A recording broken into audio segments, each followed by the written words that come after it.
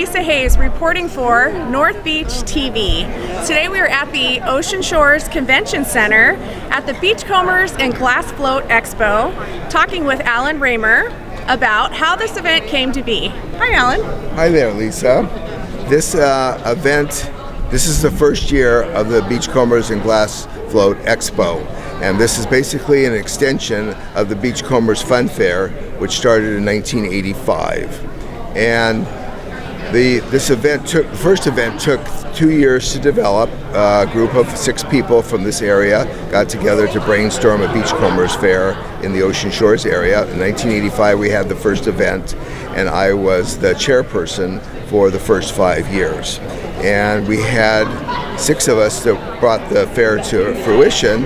And one of the couples was very prominent business owners, Irma and Doc Bedelian. Another couple was Jackie and Larry Conley from Ocean City, and then Fran Brock from Mo Clips. And the 6 of us got together with help from longtime historian Gene Woodwick and Carol Davis from Ocean City, and had the first Beachcombers Fair.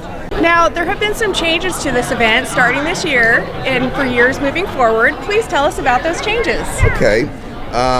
One of the things we wanted to do was give it a whole new facelift and make it more exciting for families. And so what we've done is we have our Dash for Trash, which is on Saturday, and it's judged on Sundays. So from 8 to 10 this morning, people would bring their trash in and they would judge it. And there were prizes for children and adults for the coolest trash. You wouldn't think trash would be really fun to pick up and have judged, but people really get into this. Tell us about the new nonprofit. Oh, the new nonprofit is called Beachcombers Heritage. When we got together, we realized we need to celebrate not only the present, but the past. People in this area didn't beachcomb necessarily for fun, it was survival. So on these beaches here, they would they would collect wood for building their homes. A lot of shipwrecks in the area, and they would sell the wood. They would find glass floats and sell them on the highway here. If you've ever read the book, I highly recommend Lady on the Beach by Nora Berg, and she chronicles living in Ocean City, what it was like during the war years. But they beachcombed to survive, so they collected glass floats, bric-a-brac on the beach, and they sold it along the highway. And they would get salmon, clams, and wood and sell it. So we want to celebrate the past as well as the present.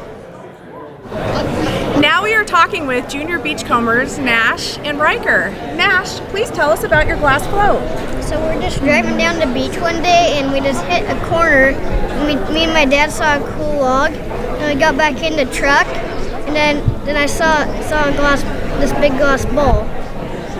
And Riker, tell us about your agate. So we're on an Oregon beach on the coast, and then we stopped at a place, and then we were going by on the beach on that way, and then when we were coming back, I went way up because the waves were coming up, and then I corked my mom off to get this. That is the biggest agate that I've ever seen. Yeah. Good job. You boys definitely have the eye of the beachcomber, for sure. We are here again with John Shaw. John is the director of the Westport Maritime Museum. He is also a board member of Beachcombers Heritage, and he is a coordinator of this event. John, when we last saw you, it was at the beginning of the Wild Float release. Tell us, how did that go? Well, the magic has all happened, and the release took place across the last 2 weeks, and it's been enormously successful. Yesterday we had about 100 people come in and report their finds and enter in for the drawings, and I think the buzz on the beach was really exceptional. People were just excited out having a chance to find floats in the surf, floats up in the high rack line, and around the driftwood. So for us, it's been a very successful program here in Ocean Shores. We are here now with John Anderson, board member of Beachcombers Heritage, and also owner of John's Beachcombing Museum in Forks, Washington. John, how has this event gone for you so far? It's gone really well this year. We've got it organized really well. A few kinks to work out that we've worked through, and lots of people. It seems like it got a lot of good feedback, so it's doing way better than expected. Let's just say that. Great. And tell us about your beachcombing museum in Forks. Well, I've been beachcombing for 47 years, bringing it home, and I have the museum up there. It's got just about a little bit of everything from a 24-million-year-old mammoth tooth to modern-day shipwreck parts and buoys and glass floats and you name it. I have towers, big monuments in the yard, and making art out of debris. So I'm open every day in the summer, June through August, and I go to the beach at least once a week.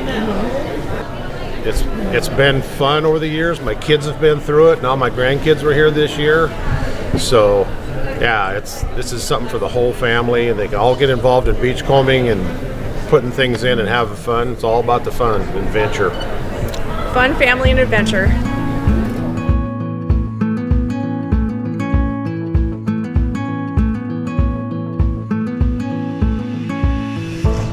Probably an ammonite fossil, or we found a butcher's knife, like one of those big rectangular ones, and it was just all rusty and cruddy. This is one of my top right here, this whale bone. I found it at Damon Point.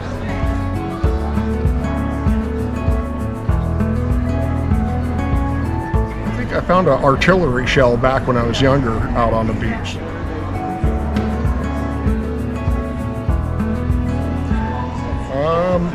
I found a bale of marijuana one time, so. The biggest? I don't know, dead horse probably. These two glass balls here are made from Corning. Corning also did the helmeted floats. Then when we get up to the NOAA floats here, these were for putting devices in and mapping the floor of the ocean.